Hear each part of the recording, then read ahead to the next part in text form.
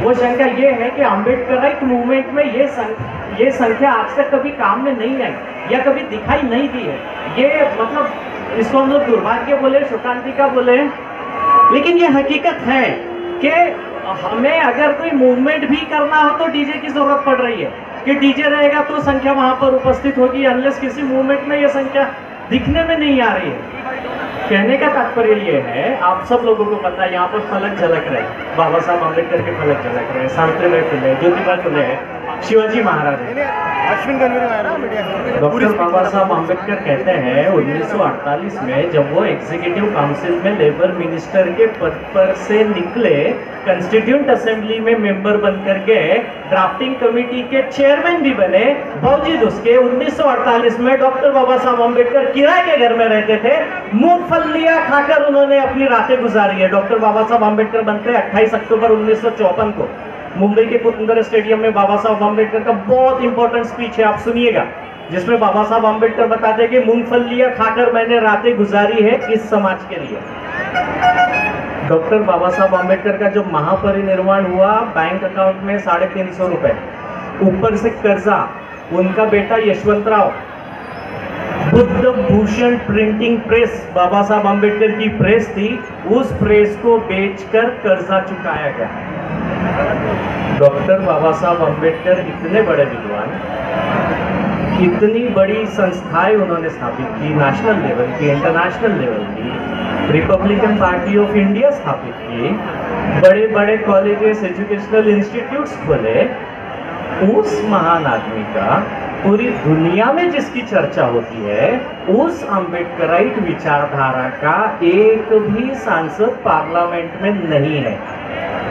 मुझे ये सवाल है, बार बार पैदा होता है कि खुशियां किस चीज की मनाई जा रही है, किस खुशी में हम लोग बार बार चिल्ला चिल्ला कर जोर जोर से बाबा साहब का नाम ले रहे हैं, किस खुशी में बार बार जोर जोर से हम लोग सावित्रीबाई फुले, ज्योतिबा फुले का नाम ले रहे हैं। पुणे में भारत की पहली महिलाओं की स्कूल खुली, भीड़ेवाड़ा में। बदतर हालत है, बदतर, जानवर भी नहीं रह सकते उस छप्पर के नीचे, इतनी बुरी हालत है। और उसके बिल्कुल सामने में दगड़ू शेठ हलवाई का गणपति का मंदिर है, सोने चांदी के आभूषणों से गढ़ा है। और सावित्रीबाई फुले द्वारा भारत की पहली स्कूल जहां स्थापित हुई, वहां जानवर भी नहीं रह सकता, इतनी बुरी हालत है। उस मूवमेंट में ये संख्या कभी नहीं दिखी, और ये संख्या हमको डीजे के सामने में भरपूर दिख पड़ती है, लेकिन आंदोलनों में नहीं दिखी। अरविंद बंसोड़ को अभी तक न्याय नहीं मिला। जोधपुर में अभी 17 वर्ष की दलित महिला के साथ गैंगरेप हुआ, उसको अभी तक के न्याय नहीं मिला। रोहित विमोला को अभी तक न्याय नहीं मिला। नितिन आगे अभी भी अन्याय के लिए तड़प रहा है। संख्या आंदोलन में कभी नहीं दिखी, संख्या हमको डीजे में, ढोल ताशे में दिखती है। तो आखिर अम्बेडकराइट मूवमेंट को हम लोग लेकर कहां जा रहे हैं? बाबा साहब अम्बेडकर कहते हैं आदमी के मरने के बाद उसके विचार भी मर जाते हैं, अगर उन विचारों को जीवित नहीं रखा गया। अम्बेडकराइट विचार बहुत बड़े, जिसको पूरी दुनिया मान्य करती है, लेकिन हमारे यहाँ दिक्कत यह है कि हम लोग वैचारिक लड़ाई नहीं लड़ते, हम लोग भावनिक लड़ाई बहुत ज्यादा लड़ लेते हैं। आप किसी भी चौक पे, किसी भी चौराहे पे देखिए, डॉक्टर बाबा साहब अम्बेडकर का पुतला होगा, 14 अप्रैल को उस पर हार चढ़ाया जाएगा, अगले 14 अप्रैल तक वो हार नीचे नहीं उतरता। भावनिक लड़ाई है भाई। 14 अप्रैल को हम लोग बाबा साहब के फोटो पर माल्यार्पण करेंगे, उसके बाद में गलती से किसी असामाजिक तत्व ने उस मूर्ति के साथ कुछ भी किया हो, आप सब लोग वहां पर आएंगे, सब लोग आंदोलन करेंगे, क्योंकि भावनाओं की लड़ाई है। आपको पता होगा कि अभी मणिपुर में हिंसा हुई, किसी मीडिया ने उसको नहीं दिखाया, सोशल मीडिया ने उसको उठाया, सोशल मीडिया पर उसको उठाया गया, तो आज वो नेशनल मुद्दा बना हुआ है। लेकिन अभी 10 तारीख को, 10 अगस्त 2023 राज्यसभा में एक बिल प्रस्तुत किया गया, जिसमें यह कहा गया कि चीफ इलेक्शन कमीशन और इलेक्शन कमीशन की अपॉइंटमेंट करने के लिए इसके बाद चीफ जस्टिस ऑफ इंडिया, जो कि इंपॉर्टेंट कंपोनेंट था इसके पहले, इसके बाद वो नहीं होगा। मतलब कि तीन ही लोग जो मतलब गवर्नमेंट में है, जिसमें एक लोकसभा का अपोजिशन का मेंबर रहेगा, प्राइम मिनिस्टर रहेगा, और प्राइम मिनिस्टर के अलावा नॉमिनेट किया गया एक दूसरा मिनिस्टर रहेगा। ये लोग चीफ इलेक्शन कमीशन और इलेक्शन कमिश्नर का चुनाव करेंगे। इसके पहले ऐसा नहीं होता था। इसके पहले चीफ जस्टिस ऑफ इंडिया उसका इंपॉर्टेंट कंपोनेंट था। इसके बाद नहीं होगा। लोकतंत्र की हत्या है, ये लोकतंत्र की हत्या है भाई, थोड़ा सा समझिए। बाबा साहब का 100 बार आप जय भीम करिए, परिस्थितियां उससे नहीं बदलती है। इस मुद्दे को उठाने के लिए हम लोग कभी रेडी नहीं हुए, कभी रेडी नहीं हुए मतलब हमको उसका मालूमात ही नहीं है।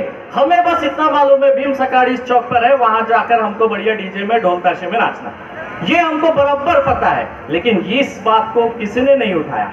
दुनिया का सबसे बड़ा लोकतांत्रिक देश भारत है। भारत का सबसे बड़ा गैर लोकतांत्रिक संगठन इस देश को चला रहा है।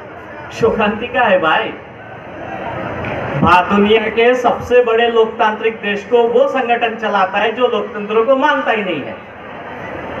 तो ये सोचने की जरूरत है हमें, मतलब कहीं ना कहीं बाबा साहब आंबेडकर के विचारों की हत्या करने में हम सब लोग बहुत सामने हैं और पहली पंक्ति में हम लोग दिख जाएंगे, क्योंकि हम लोग भावनिक लड़ाई लड़ते हैं, हम लोग वैचारिक लड़ाई नहीं लड़ते।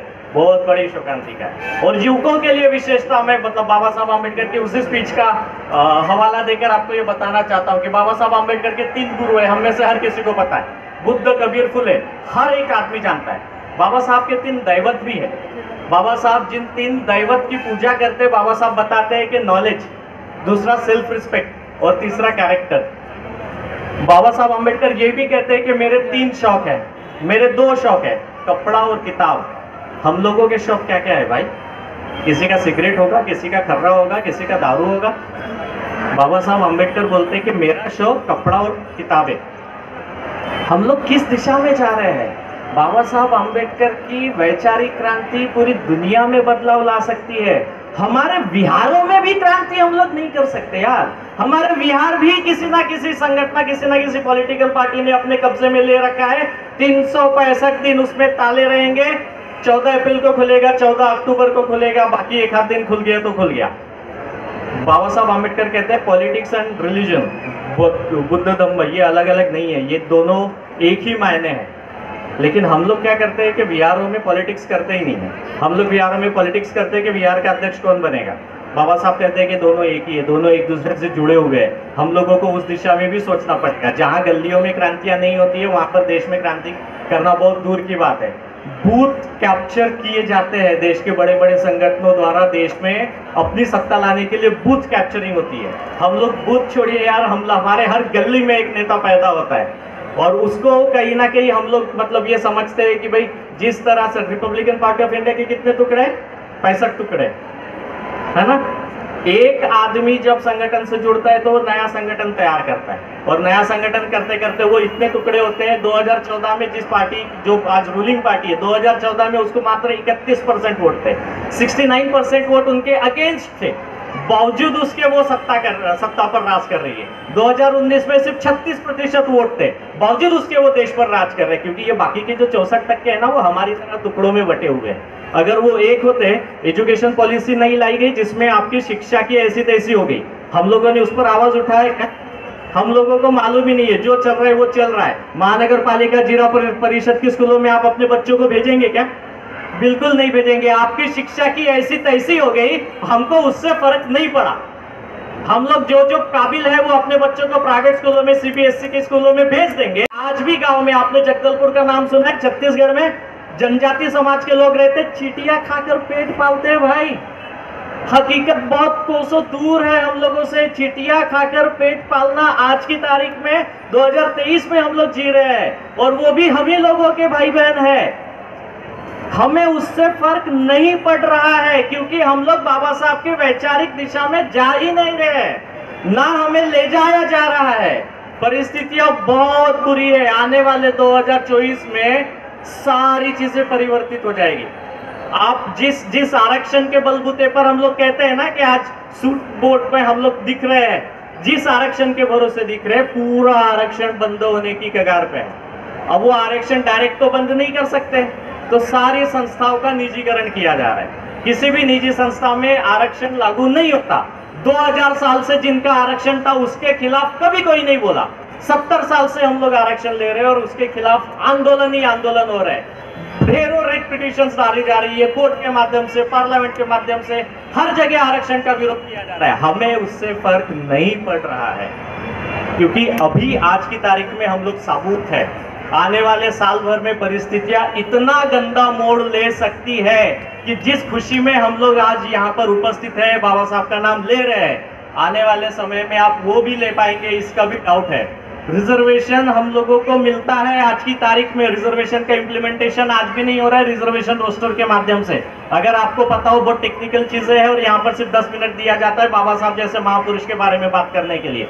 रिजर्वेशन रोस्टर ये वो डॉक्यूमेंट है, दस्तावेज है, जिसके आधार पर तय किया जाता है कि आपका रिजर्वेशन एडिक्वेट है या प्रोपोर्शनेट है।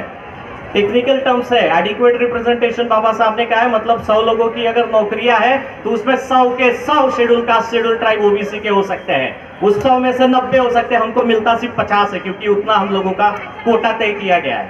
लेकिन रिजर्वेशन रोस्टर वो दस्तावेज है जिस पर आप मेरिट में आकर 60 भी हो सकते हो, 70 भी आ सकते हो, 90 भी हो सकते हो, 100 के 100 भी हो सकते हो।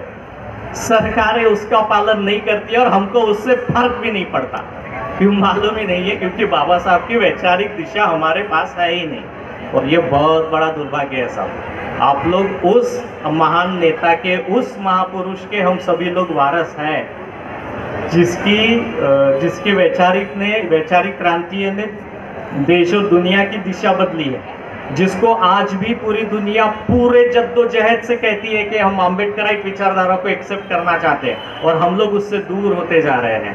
आपको पता होगा, आप लोगों के लिए बहुत सारा, महात्मा फुले एक टाइम पे रतन टाटा से भी रईस आदमी हुआ करते थे। महात्मा फुले के जब वारस का डेथ हुआ ना, नागपुर महानगर पालिका ने उसको सार्वजनिक लाश बनाकर उसका दहन किया। पता है महात्मा फुले, मतलब आप यार उनकी महानता के बारे में बताने का मुझे जरूरत नहीं है, हम लोगों को सोचने का ये जरूरत है कि हम उस वारसांग को हम लोग मतलब लेकर चलते हैं। हमारे पास में वो दिशाएं है, वो आदर्श है जिसके माध्यम से हम लोग सिर्फ वैयक्तिक जीवन में ही नहीं, पूरे सामाजिक जीवन में बदलाव ला सकते हैं। इतनी क्रांतिकारी उनके विचार या उनकी दिशाएं रखी गई है, हम लोग उस पर अमल नहीं करना चाहते। बहुत बड़ा दुर्भाग्य है।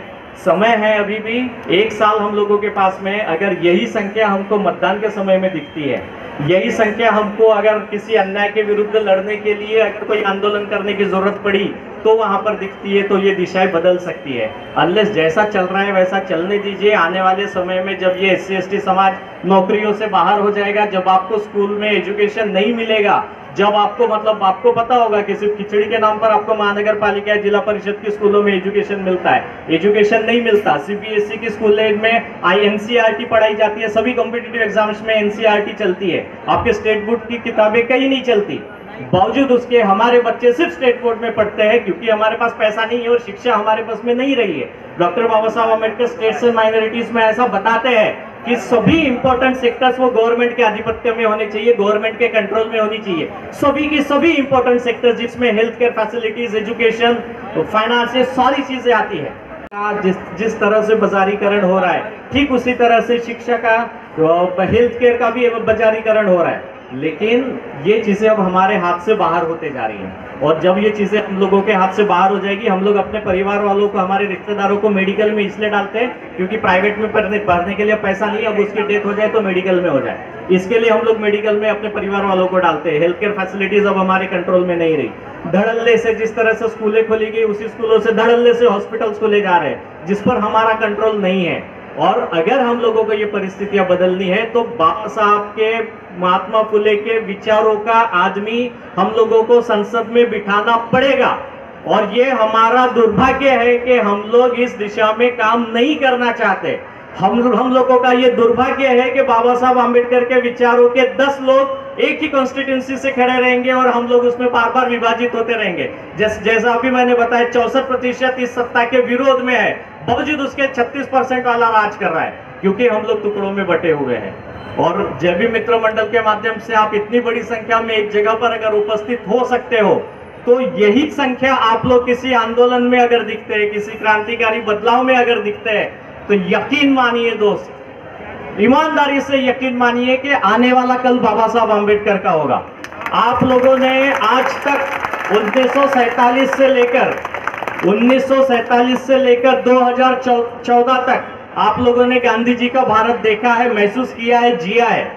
2014 के बाद से लेकर आज की घड़ी तक आप लोग डॉक्टर हेडगेवार और गोलवलकर गुरुजी का भारत देख रहे हैं। अंबेडकर का भारत किधर है भाई?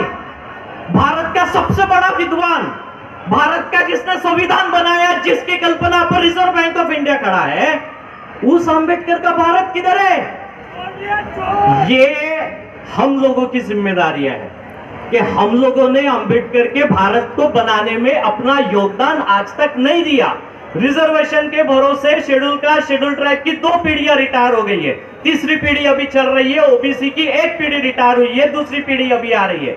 इन लोगों को अम्बेडकराइट आंदोलन से कोई फर्क नहीं पड़ता, उनकी नौकरियां लग गई, उनका पेट परिवार सुखी है। लेकिन जो आज भी व्यवस्था के बाहर है वो भी हम लोगों का ही हिस्सा है। बाबासाहेब आंबेडकर कहते हैं की ज्या समाजात आमचे जन्म झालेले त्या समाजाचा उद्धार करणे आमचे परम कर्तव्य आहे, जे असे मानतात ते धन्य आहेत। बाबासाहेब आंबेडकर की नजरों में आप हर एक आदमी धन्य बनने का कोशिश करे। जिस समाज में पैदा हुए उस समाज का उद्धार करे और उस समाज को नई दिशा देने का काम करे, उनकी मदद करे, चाहे जिस माध्यम से हो। लेकिन दोस्तों बहुत गंभीरता से सोचिए, आने वाला समय बहुत मुश्किल है। अगर आप लोग खुद को, आने वाली पीढ़ियों को वाकई साबुत रखना चाहते हैं, वाकई उनकी सुरक्षा करना चाहते हैं, संविधान को बचाने के लिए, संवैधानिक प्रोविजंस को बचाने के लिए आपको आपके लोगों को कहीं ना कहीं व्यवस्था में बिठाना पड़ेगा। और जब तक आप ऐसा नहीं करते हैं तब तक आने वाला भविष्य ना आपके हाथ में ना हमारे हाथ में। इसलिए एक बार फिर विनंती करता हूं, जहां जरूरत पड़े वहां खड़े रहिए। मणिपुर हिंसा का विरोध करने के लिए गिनकर 25 लोग थे साहब, गिनकर 25 लोग थे। आज यहाँ पर डीजे पर या ढोल ताशे पर जमा होने के लिए हम लोग हजारों की तादाद में हैं। हर 14 अप्रैल को रिजर्व बैंक ऑफ इंडिया में लाखों लोग होते हैं। इलेक्शन पे कभी नहीं दिखता। बाबा साहब आंबेडकर के नीले झंडे का प्रचार करने के लिए कोई नहीं दिखता। किसी आंदोलन में सहभागी होने के लिए कोई नहीं दिखता। जरूरी है आप अगर बाबा साहब की जय जयकार कर रहे हैं तो उसके लिए वर्थ बनिए। हम में वो काबिलियत अंदर से हमें महसूस होना चाहिए कि मैं अम्बेडकराइट मूवमेंट में अपना योगदान दे रहा हूं, इसलिए मुझे जय भीम बोलने का हक है।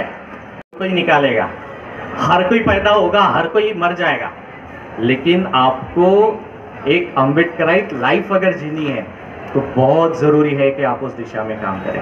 अंबेडकर को मुंह से बोलने का जरूरत नहीं है साहब, दिल से जीने का जरूरत है। और आप सभी लोग वो जिंदगी जिएंगे, इस बात का मैं पूरा विश्वास रखता हूं।